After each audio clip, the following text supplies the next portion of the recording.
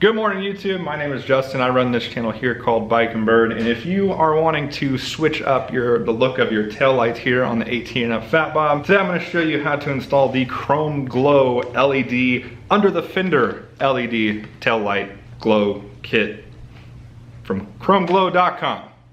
Let's get into it.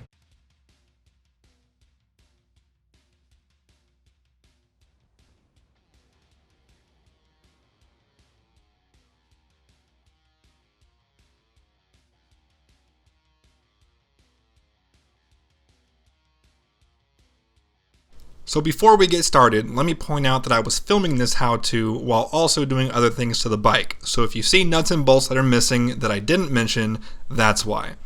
If it pertains to this install, I'll mention it in this video. I promise. So first things first, remove the screw just behind your seat.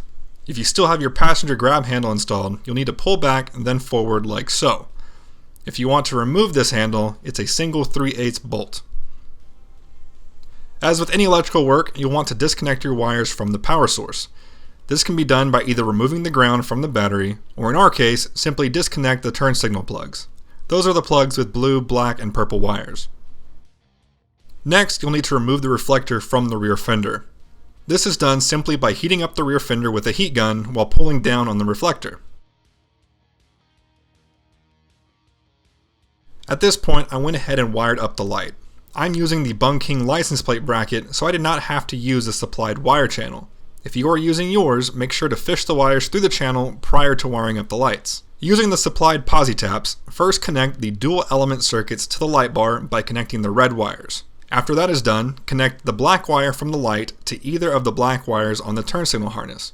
Then, connect the orange wires from the dual circuits to a single blue wire. It does not matter which one. Then last but not least, connect the red wire from the dual circuits to each of the purple wires. These are for the turn signals, and we will test if they are on the right side after we get the light mounted. Next, you'll want to really clean the underside of the fender where the light and the wire channel will stick.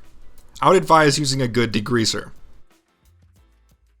After all mounting areas are clean and dry, treat those same areas with the supplied 3M adhesive promoter sponge. If you have them, I suggest using some gloves because this stuff is sticky.